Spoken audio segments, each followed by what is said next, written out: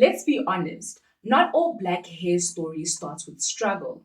Not every braid or twist is a protest. Some are joy, some are culture, some are just us. Before colonization, before discrimination, before school dress codes, hair was identity. It told stories, it held memory, it was language. In pre colonial Africa, your hair could tell your age, your life stage, your marital status, your tribe, or even wealth. It was less about vanity and more about visibility, a visual record of who you were and where you belonged.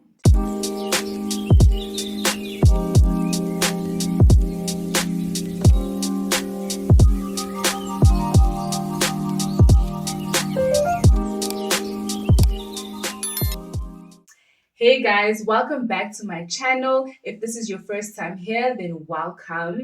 In today's video, we're going to be exploring Africa's crown, the history of Black African hair throughout pre-colonial, colonial, and post-colonial time. Feel free to check out the other videos on this channel, and if you like what we do on this side of life, then be sure to subscribe. This channel is all about the intersection of fashion, African fashion, culture, history, heritage, sustainability, and slow living. And without further ado, let's get into it. Before colonialism, in many African societies, hair was sacred. Take the Zulu isicholo, a hat that was worn by married women during their wedding, special occasions, and other special ceremonies. It was originally made from a bride-to-be's own hair, crafted into a structure that signaled her new life stage. It wasn't bought, it was built from her roots. Or what about the Himba women of Namibia? Their hairstyles would change at every life stage. Young girls would wear two forward-facing braids to signal their innocence. At puberty, those braids would cover their faces, a visual not ready to potential suitors. Once they were ready to marry, their hair would be braided back, revealing their faces. After a year of marriage or the birth of a child, a woman would wear the irembe headdress, a sign of her transition into adulthood. But not just for style. The Himba coat their hair in a paste made of red ochre, animal fat, and aromatic resin. This is partly for protective purposes to protect their hair from harsh weather conditions. But it's also not just aesthetic. The red represents blood, the essence of life, and the earth, their connection to the land, and their roles as life givers. In Africa, hair wasn't just worn, it was made, styled, and transformed with purpose. Braiding traditions in Africa date back thousands of years. Archaeological evidence from places like ancient Egypt and the Sahara show detailed braided patterns carved into rock art and sculptures, proving that hair was significant even in early civilization. Different ethnic groups had distinct styles, and braiding was often a shared intergenerational experience. It wasn't done in isolation. Hair time meant family time, bonding, storytelling, and passing on tradition. But then colonization came, and the crown was cut, both literally and symbolically. Suddenly, African hair, rich with meaning, was labeled uncivilized. Missionaries and colonizers introduced grooming norms rooted in their own culture: straight, neat, subdued. Afro textured hair didn't fit, so it had to be tamed. In missionary schools, especially for girls, cutting natural hair wasn't about hygiene, it was about conformity. Short, shaved heads became the marker of an educated African. Relaxers and hot combs weren't just tools, they were forms of access. Straightened hair meant jobs, safety, acceptance. I myself am a Christian, but I do think it's important to note that even Christianity, filtered through colonial lenses, was used to shame African expression, including hair. It wasn't that God rejected our African natural hair that He created. It's that missionaries couldn't separate their faith from their own perceived cultural superiority. So we internalized the lie that to be respected, to be professional, to be blessed, we had to leave our roots behind.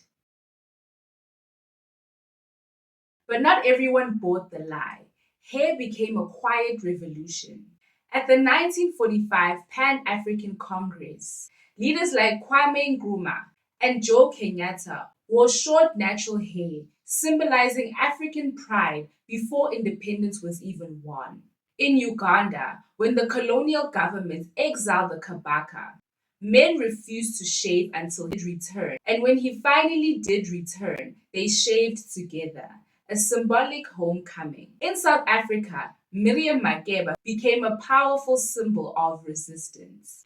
At a time when skin lightening creams and hair straighteners were being pushed as the standard, she wore her natural hair with confidence and pride. It wasn't just a look, it was a statement. Her afro challenged the narrative that to be beautiful, to be respected, you had to look less African. And in post independence Nigeria, photographer J.D. Okai Ojekere documented hundreds of intricate hairstyles. His work preserved not just hair designs, but social meaning, from everyday looks to gravity defying styles. Today, the politics haven't disappeared, but neither has the pride. Wearing natural hair in corporate offices or academic spaces is still a form of resistance, especially in societies that favor Eurocentric grooming. We saw it in 2016 when students from Pretoria High School for Girls protested school policies that labeled their hair untidy. The protests lit the whole country. Locks, braids, and afros are still policed in subtle ways. Even in post colonial societies, black hair is still treated as a problem to be managed rather than a culture to be respected. But alongside resistance, there's also joy, there's creativity, there's color, braiding circles, bold dyes, Afrofuturistic styles. Hair is personal, but it's also communal, playful, and deeply imaginative. Across Africa and the diaspora, a new hair economy is emerging. Natural hair brands are growing. Salons are mixing tradition with trends. Artists like Thandiswa Mazwai or even Shoma Jozi are using hair as a form of storytelling. Music videos, series like Blood and Water, and platforms like TikTok are turning hair into cultural archive. African women aren't just wearing their crowns, they're documenting them, owning them, innovating them on their own terms. Black hair didn't start with struggle, but it has survived. It has carried culture through colonization, held pride through shame, and braided memory into the future. Hair isn't just aesthetic, it's political, it's historical, it resists, and it rejoices. And every time you style it with intention, learn its history, or tell your story, you're part of a legacy that's still unfolding. And there you have it. If you liked this video, please give it a thumbs up. You can also comment in the comment section below, letting me know what you love about Black African hair, how you style yours, how you express yourself through your hair, what your hair means to you. Let's have a conversation. Let's be part of the legacy that's still unfolding. Feel free to also check out the other videos on this channel. And as I've said before, if you like what we do on this side of life, please subscribe. Thank you so much for watching. I will see you guys in the next video.